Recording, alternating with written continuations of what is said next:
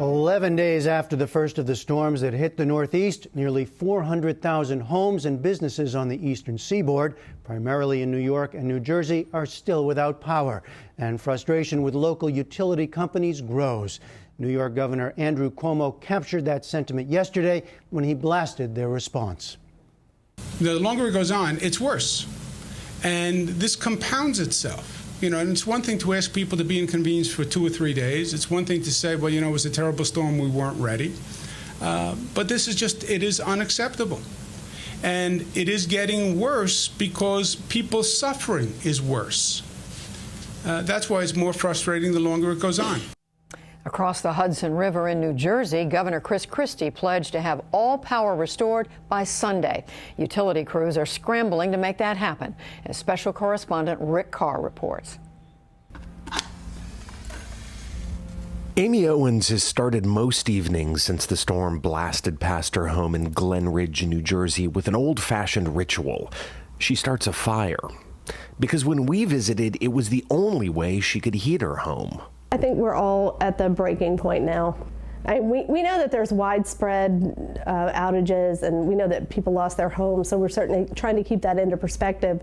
But I think that what people want is just some real information. Information from her local utility company. We don't hear anything from PSE&G. We do see crews all over, but they won't talk to you, they won't tell you, and I really haven't seen any of them doing any physical work, just sort of walking around looking at power lines.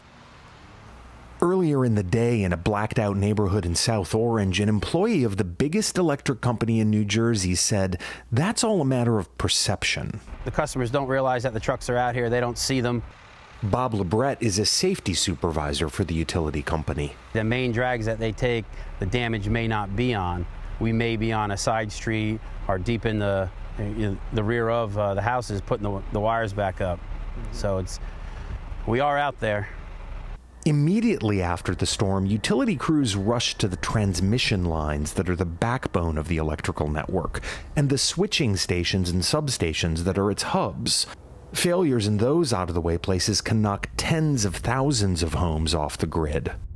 What you do is you shoot for the largest numbers first. You send your resources into an area and you try to get the most bang for the buck. And typically, as the numbers dwindle down to a single customer, that's usually the folks that get put on towards the tail end. Charles Sancrati is one of hundreds of Florida Power and Light employees who brought their expertise in post-hurricane cleanup up the East Coast as the storm approached. He and his crew were working on one of those smaller jobs in South Orange, where a utility pole had snapped in half and plunged more than a dozen homes into darkness.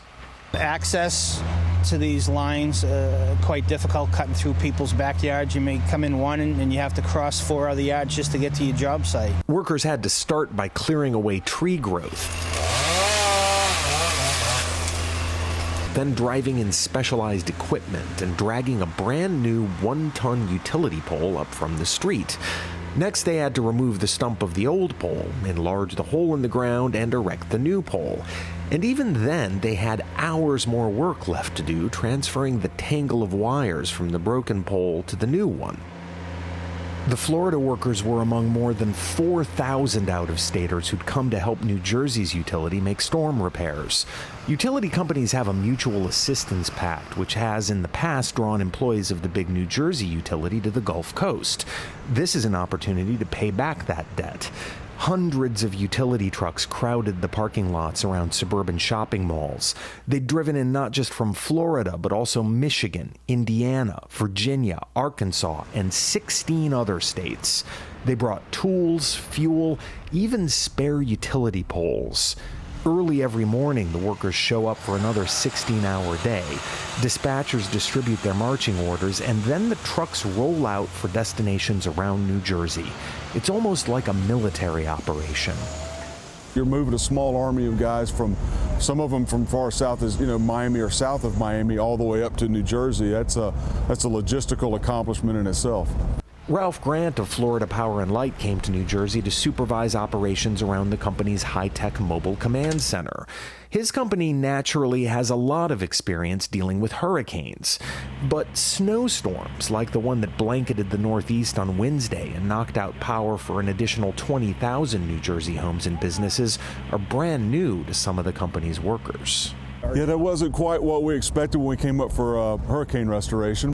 All of the utility workers we spoke to said it's an incredibly rewarding feeling once they've managed to restore power to customers who've been in the dark for days.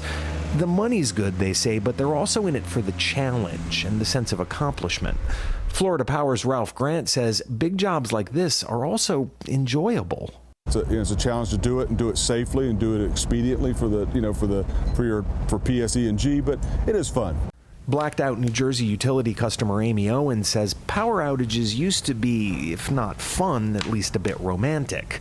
That is the first time she lost her power for more than a week. 1 year ago, this is our anniversary, it's like the anniversary storm, we were without power on this block for 8 days. Owen says she's starting to think of megastorms and the ensuing blackouts as the new normal. She's a real estate agent, and she says she's encouraging her clients to make provisions for future power outages. I think people will start putting the $10,000 to $15,000 into a generator system so that they're never without power. So they don't have to depend on PSE&G or whoever their carrier is. For the first night since the storm, Amy Owens won't have to sit in the dark by a fire tonight. Her electric company, PSE&G, restored her power this afternoon. President Obama will go to New York on Thursday to see firsthand the recovery efforts there. He visited hard-hit areas along New Jersey's coastline last week.